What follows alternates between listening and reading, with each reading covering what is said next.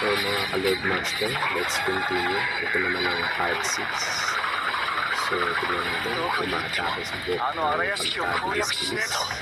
Extra speed, high speed, super ultra. So tignan natin, nahihirapan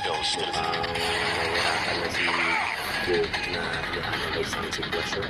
Paano nagpapalo si Diogo.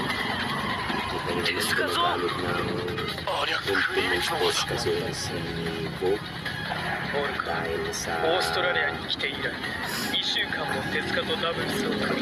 technique ni Tezuka. So nakikita nyo, napaka-astig ng ginagawang technique ni Goku. At si Diogo naman ay gumamit ng Darguan Talibot yung napakaraming combination ng bola ng tennis. So yan, tingnan natin mga Lord Master, napaka-astig ng ginawa ni Diogo. Tingnan natin kung paano kakontrahin ni Goku. So kita nyo paano pupunta sa courtyard. So tingnan nyo, hinihigit lang ang bola, tinataboy ng Tezuka zone ni ultimate zone ni Goku. So nakikita nyo naman, napaka-astig talaga, napaka-strategical.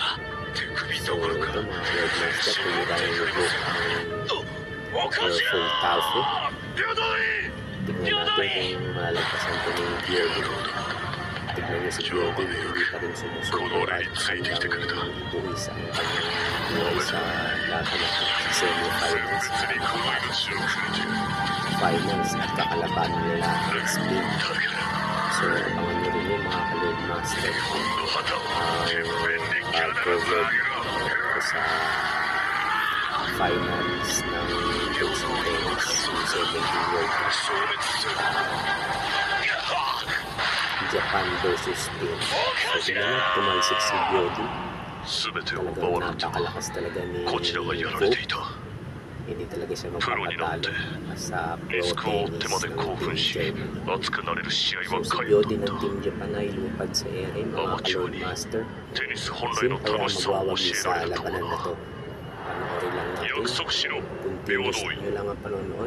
At kung hindi pa kayo mag-subscribe sa channel ko, mag-subscribe na kayo mga ka-Lord Master para tuloy-tuloy ang action at puro labanan lang at battle.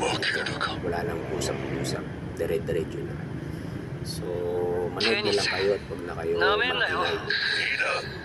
So ganyan na lang para mag-wins tayo lahat mga ka-Lord Master. Ayos, continue natin sa part 7 sunod.